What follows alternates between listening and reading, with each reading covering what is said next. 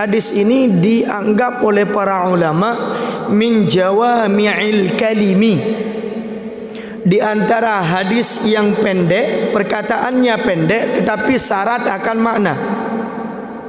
Lehuk, maknanya lehuk, pembahasannya itu luas, sehingga para ulama menjadikan hadis ini sebagai kaidah usul atau kaidah fikih.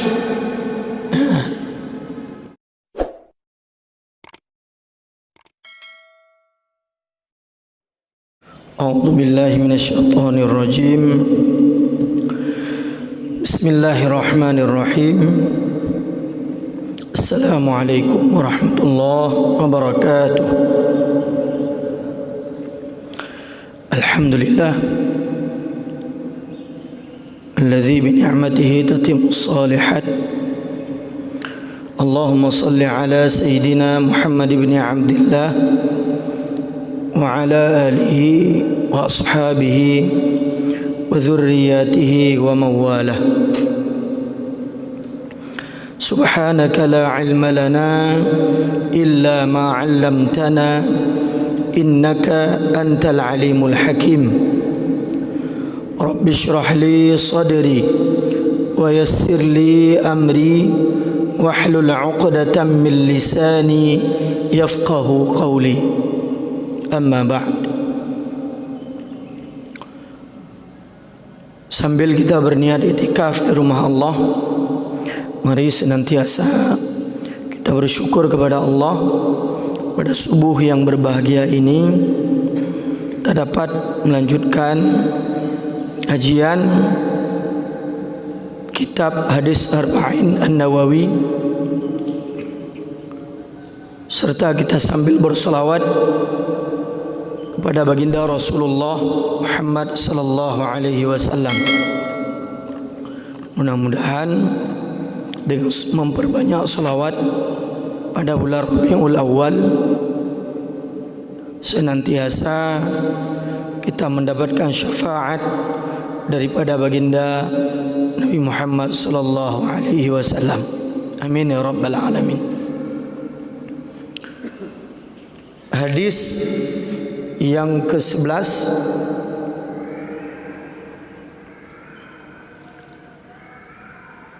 An Abi Muhammad Al-Hasan bin Ali bin Abi Talib Sibtu Rasulillah sallallahu alaihi wasallam wa rihanatihi radhiyallahu anhu qala hafidtu min Rasulillah sallallahu alaihi wasallam da' ma yuribuka da' ma yaribuka ila ma la yaribuka. Rawahu Tirmidzi wan Nasa'i. Qala Tirmidzi hadithun hasanun sahihun. Dari Abi Muhammad Hasan bin Ali, jadi kunyahnya Abu Muhammad. Beliau adalah Hasan bin Ali bin Abi Talib, yang dikenal dengan cucu baginda Rasulullah sallallahu alaihi wasallam, sehingga di sini disebut Sibti. Sibton itu cucu dari anak perempuan, berarti cucu Rasulullah dari anak perempuannya.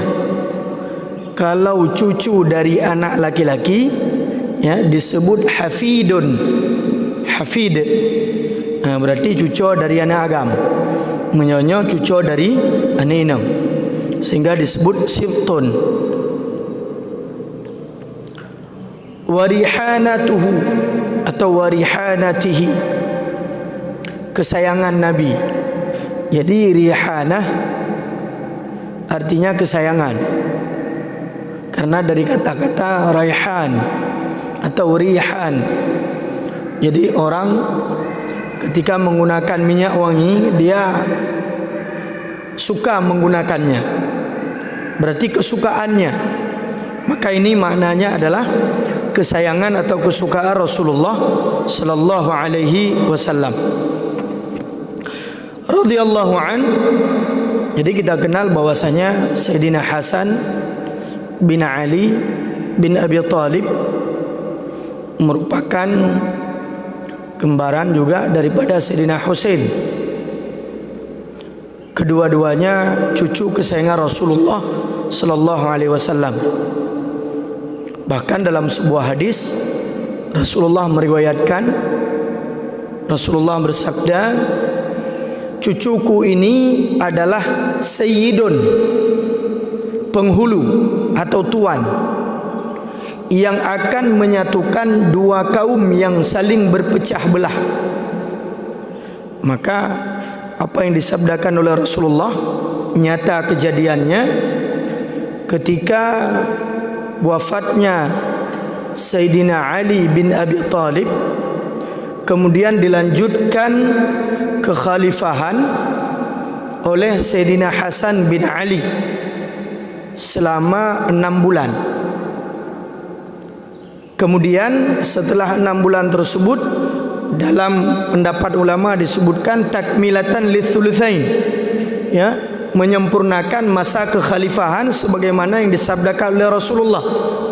Selesai masa kekhalifahan akan datang masa al-jababirah, yaitu masa kerajaan, di mana kerajaan itu diwariskan kepada anak cucu dan terjadilah kekuasaan-kekuasaan, dan bahkan sampai kita kenal dengan, ya, dinasti-dinasti keislaman. Tidak lagi disebut khalifah, tetapi disebut dengan raja. Tidak lagi disebut dengan khalifatu Rasulillah atau amirul mu'minin, tetapi disebut dengan raja yang diwariskan kepada anak cucunya. Maka setelah Sayyidina Hasan memimpin, terjadilah perpecahan antar umat Islam. Pada saat itu, demi membuat dua kelompok umat Islam, antara yang mendukung Muawiyah bin Abi Sufyan dengan yang mendukung Hasan bin Ali bin Abi Thalib, kemudian diserahkanlah, ya, tampuk kekuasaan itu kepada Muawiyah. Sehingga pada saat itu, ya, banyak nyawa yang terselamatkan dengan diserahkannya kekuasaan tersebut. Maka ini sesuai dengan prediksi hadis Rasulullah sallallahu alaihi wasallam. Dan di dalam pendapat para ulama, Sayyidina Hasan ini lebih utama daripada Sayyidina Husain. Tetapi kenapa orang-orang Syiah ini lebih suka, lebih mengagung-agungkan Husain? Maka inilah salah satu hal yang menyatakan bahwasanya mereka mengagungkan, ya, dan hal ini tidak dianjurkan. Bahkan seperti kejadian-kejadian pada saat hari Karbala atau hari Ashura di padang Karbala, mereka menyakiti dirinya sendiri, ya, mereka menyakiti dirinya sendiri. Padahal itu tidak dianjurkan di dalam agama. Kita bersedih lalu menyakiti diri kita sendiri. Bahkan jangankan menyakiti, menangis secara meraung-raung, taklik lagi dan nyong meong-ong, menyebut saja meong-ong, ini tidak diperbolehkan, apalagi menyakiti diri sendiri. Maka hal ini sebuah kekeliruan yang dilakukan oleh mereka. Wallahu a'lam bishawab. Kemudian Rasulullah sallallahu alaihi wasallam atau Sayyidina Hasan mengatakan, aku menghafal daripada Rasulullah sallallahu alaihi wasallam sebuah perkataan, sebuah kalimat, sebuah nasihat di mana beliau menyampaikan, tinggalkan, ma yaribuka, sesuatu yang membuat engkau ragu. Ma di sini maknanya apa saja atau syai'un, sesuatu, yaribuka, yang membuat engkau ragu-ragu. Jadi kata-kata raibun, ya, wa in kuntum fi raibim mimma nazzalna ala abdina fa'tu bi suratim min mithlih. Artinya ragu-ragu, ya, raibun. Ma yaribuka, sesuatu yang engkau ragu-ragu, ila ma la yaribuka, kepada sesuatu di mana engkau tidak ragu. Rawahu Tirmidzi. Maka hadis ini sangat singkat. Tapi perlu kita ketahui, hadis ini dianggap oleh para ulama min jawami'il kalimi, di antara hadis yang pendek, perkataannya pendek tetapi syarat akan makna. Luhuk, maknanya luhuk, pembahasannya itu luas, sehingga para ulama menjadikan hadis ini sebagai kaidah usul atau kaidah fikih. Ya, hadis ini dijadikan kaidah fikih saking dalamnya makna yang terkandung walaupun hadis ini pendek. Sehingga lahir daripada hadis ini beberapa kaidah yang lain. Al-yaqin la yazulu bisyak. Sesuatu yang kita yakini tidak bisa digugurkan oleh sesuatu yang kita ragu. Maka hadis ini lebih bermakna kepada hadis yang sebelumnya sudah pernah kita sampaikan, yaitu tinggalkan olehmu sesuatu yang engkau ragu-ragu terhadap kehalalannya. Walaupun halal itu jelas, al-halalu bayyinun wal haramu bayyinun. Yang halal itu jelas, yang haram itu jelas. Wa bainahuma, di antara keduanya, umurun mushtabihat, perkara-perkara yang syubhat. Di mana perkara yang syubhat ini bukan tanggung jawab kita atau bukan peran kita untuk mengetahuinya, karena Rasulullah mengatakan la ya'lamuha, tidak mengetahui yang syubhat-syubhat tersebut katsirum minan nas, ya, hana ramai yang tepu yang syubhatnya, kecuali segelintir orang, yaitu para ulama. Maka dalam hal ini perintah hadis yang diriwayatkan oleh Sayyidina Hasan ini adalah tinggalkan olehmu sesuatu yang ragu-ragu kepada sesuatu yang engkau tidak ragu-ragu. Tinggalkan olehmu sesuatu yang syubhat, tinggalkan yang syubhat, pilihlah yang jelas kehalalannya. Ini di dalam perkara harta, baik itu secara iktisabnya, cara memperolehnya, ataupun jinsonnya atau ain harta tersebut atau barang tersebut. Apakah itu yang diharamkan? Nyo ragu-ragu tu, ya, kata depu nyan adalah ada jak gede daerah non muslim. Mereka banyak menyuguhkan di dalam gelas itu tua, maka tinggalkan. Karena kita ragu-ragu terhadap hal tersebut, tinggalkan. Karena kita ragu terhadap kehalalannya, maka tinggalkan. Ambil yang halal, minum air putih, sudah selesai. Nah, selesai putih, ini nabi putih tabo, kan selesai perkara. Nah, maka ini makna yang pertama. Barakallah. Makna yang kedua, selain pada perkara yang syubhat, disuruh tinggalkan perkara syubhat, pilihlah perkara yang jelas kehalalannya. Ambillah yang kedua, penjelasan hadis ini kepada persoalan ibadah. Persoalan ibadah.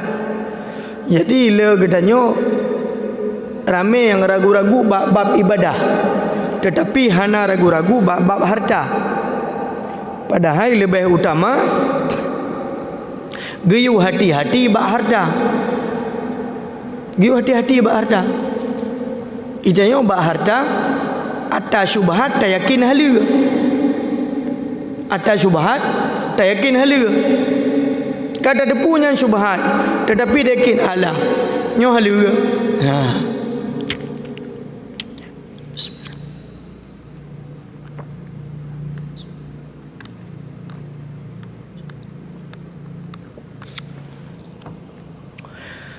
Jadi kita yakin terhadap sesuatu yang padahal itu syubhat, nyamanya bapak harta.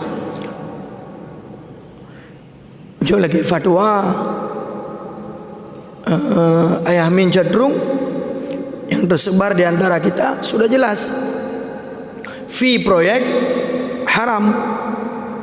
Tetapi mentangna cik yang pegang fee proyek syubhat. Hidup syubhat. Padahal kajilah haram. Nakiyah lah. Pokoknya saya dah pegang nyo haram. Nakiyah rau katanya. Mbak, demi kepahala sesuatu yang syubhat. Nya menyebab harta padahal nya lebih utama. Geyu tinggalkan ragu-ragu. Geyu kebah yang syubhat. Orang yang sanggup meninggalkan yang syubhat dan meninggalkan sesuatu yang makruh, maka orang tersebut disebut wara. Wara, orangnya wara kan. Kemudian di dalam perkara ibadah, nyo malahan hang gebi ragu-ragu. Jangan membatalkan sesuatu yang yakin dengan yang ragu-ragu. Al-yaqin, sesuatu yang yakin, la yazulu bisyak, tidak dibatalkan, tidak dihilangkan oleh keragu-raguan. Sehingga ada hadis, datang seorang sahabat kepada Rasulullah, igaknya asai ke semayang, tapi napa perwara. Asai ka takbiratul ihram, Allahu akbar, cika krek krok perwara. Krak kruk tu yang kan sering ni. Sering kan. Apalagi bulu mulut, le kenang buminya. Le kenang buminya, kuah minyak. Nya saya tanda semayang, Allahu akbar. Yang cika krak kruk punai tibi angin puhana, punai tibi gentet puhana. Ija sira sahabat lapor ba Nabi, yang kau gara-gara bu mulut. Tapi memang perlu draw kan Nabi. Geja Nabi, ya Rasulullah. Ya. Ilong asailung sumayang, nyo perut cika hana bere. Sang tibi angin ke. Sang kai tibi gentet, tapi hana yakin lum yang gentet. Maka Nabi mengatakan, ya, jangan tinggalkan solatmu, atau jangan batalkan solatmu, atau jangan batalkan i'tikafmu hatta sampai tasma'a sautan au tajida rihan, sampai engkau mendengar suara ataupun mencium bau, mencium bau kembali. Ya, tak dengar su ataupun tak combe, baru dah dibit. Maka anginnya nak dua je. Hai gentet. Ya, gentetnya nak dua. Menyekan imsu berarti mubah. Yang gentet yang susah, tanya gentet yang hanasu. Gentet yang hanasu nyambe pingsan urang liket. Ya, mbah. Tapi punya gentet imusu, yang gentet angin, kan gentet masam. Boom imusu, yang kameri nyoka, anak bom Hiroshima. Yang berarti kaji itu yang semayang. Lu nyampe tak perdahankan. Lagi danyo kadang-kadang kai musuh tak perdahankan, baik cheat. Nya lagi imam. Kadang imam kad dipercayakan menjadi imam. Menyoka batu kai dibigut gesek yang mana ji baik terperdahankan. Memang imam giwikot, tetapi menyoka batu kai yakin imamnya kai yakin ke batu ke terhadap semayang yang giu gesek hanapu keperdahankan. Menanci donya ketika nak jabatan tiro pimpinan kad dipercaya hanya pimpinan, taat kepada pimpinan, ikut lagi ikut imam. Pu yang kepegah imam ikut, pu yang kepegah pimpinan ikut. Tapi punya pimpinan kai dibigentut, saya tu semayang leh. Yang mempertahankan sesuatu yang sudah kita yakini, ya, kebatilannya, lalu kita pertahankan kebatilan dan memerintahkan kebatilan ini agar diikuti oleh orang, maka ini tidak boleh.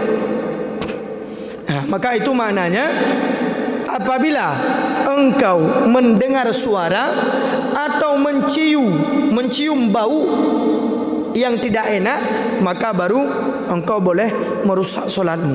Maka itu sembahyang.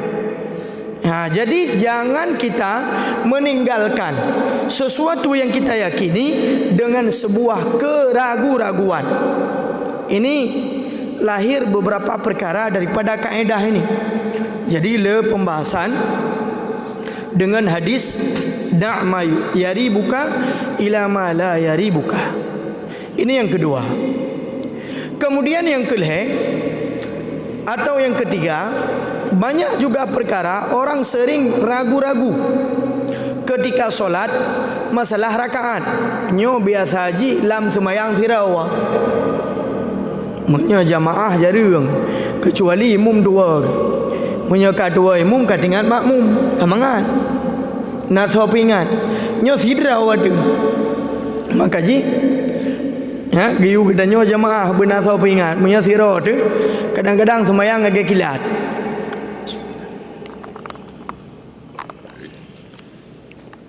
Hotel semayang tira tu nyan sering cepat. Yang Fatihah segera nafa. Semayang cuma 3 kilat. Maka di dalam semayang tironyo, ketika kita solat sendiri, ini banyak yang terlupa. Pasti dua. Paling dua masalah jumlah rakaat.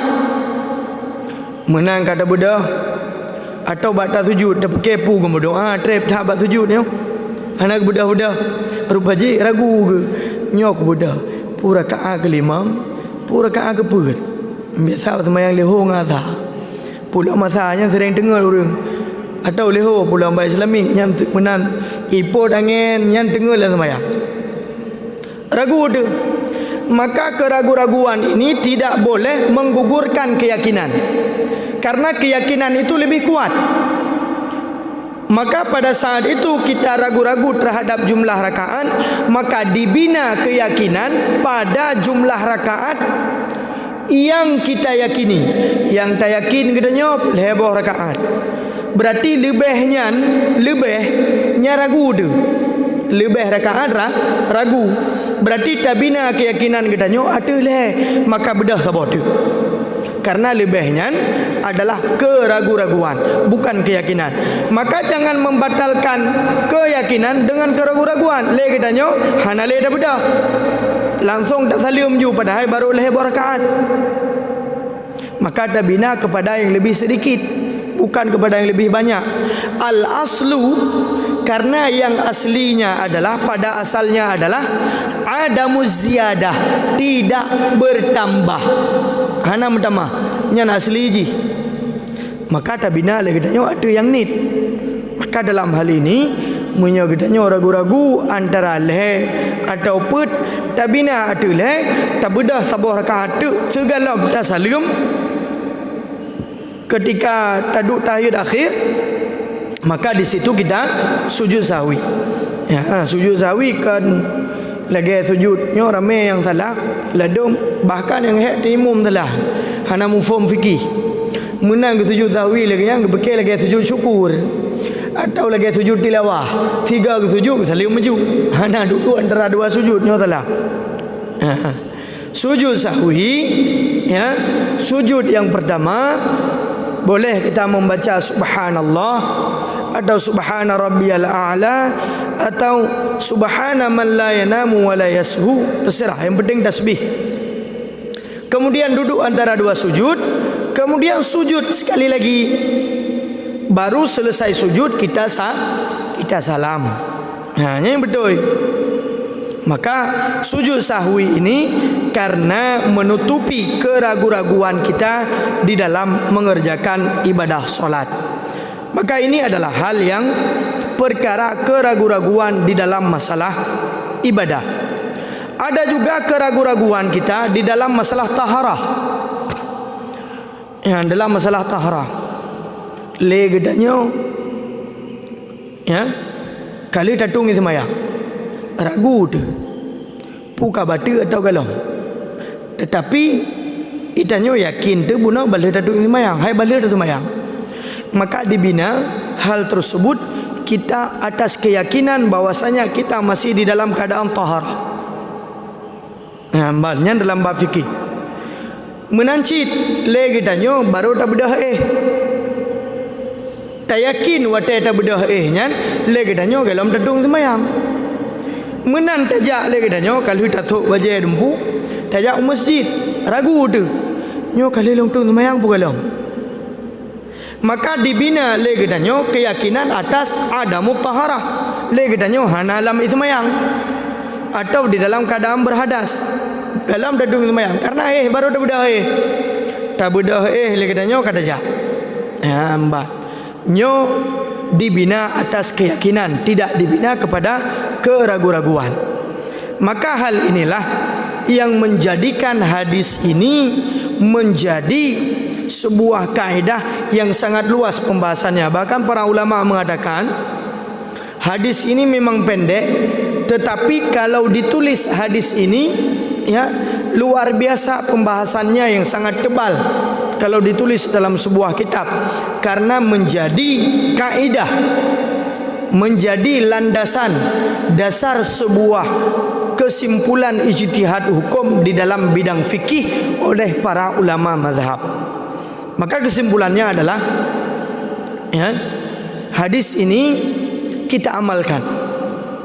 Kita amalkan sesuai dengan pemahaman fikih. Jadi legedanyo gara-gara tamurno hadis nyoilong kalong beramal dengan hadis. Lalu kita meninggalkan syarah hadis. Kita meninggalkan mazhab daripada pensyarah hadis. Kita kata mama yang hadis sahih. Jadi kata kebah ya, pemahaman legedanyo daripada pemahaman ulama. Karena yang memahami hadis ini adalah orang yang khusus di bidang hadis.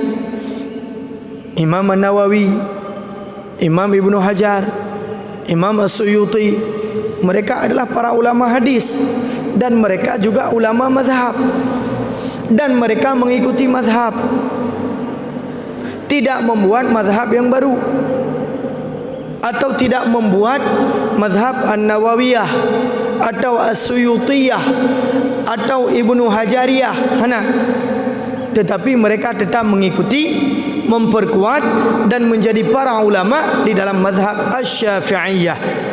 Maka legedanyo bukan berarti kita tidak beramal dengan Al-Quran dan hadis, akan tetapi pengamalan kita dengan pendapat para ulama adalah bukti kita beramal dengan Al-Quran dan hadis secara pemahaman para ulama mazhab. Maka ini menjadi kaidah di dalam fikih mazhab yang empat. Hadis ini menjadi kaidah fikih di dalam ijtihad para ulama menyimpulkan beberapa hukum-hukum fikih yang kita ikuti sebagai landasan kita beribadah di dalam ibadah kita agar senantiasa di dalam ilmu pengetahuan atau berdasarkan ilmu pengetahuan. Jadi beribadah katanya tak mengikut-ikut, tak mentire-tire, tetapi hana tak megure. Maka wajib lagi katanya tak mengibadah di dalam keadaan tak megure, tak mentire. Igop ibadah lagi nyo itu nyo pi lagi kan. Igop per rakaat itu nyo pi per rakaat. Igop ruku itu nyo pi ruku. Igop sujud sahwi itu nyo pi sujud sahwi. Puhum. Maka ini tidak boleh. Maka amalan kita harus berdasarkan atas dasar ilmu pengetahuan. Wallahu a'lam bishawab. Mudah-mudahan hadis ini bermanfaat bagi saya sendiri yang masih fakir akan ilmu pengetahuan, dan bagi kita semua untuk terus belajar dan mendalami ilmu-ilmu agama untuk keabsahan kita beribadah kepada Allah Subhanahu wa taala. Subhanakallahumma bihamdika asyhadu an la ilaha illa anta astaghfiruka wa atubu ilaika. Qulu qawli hadza wa sallallahu wa barik ala sayidina maulana Muhammad wa ala alihi washabihi wa barik wa sallim. Assalamualaikum warahmatullahi wabarakatuh.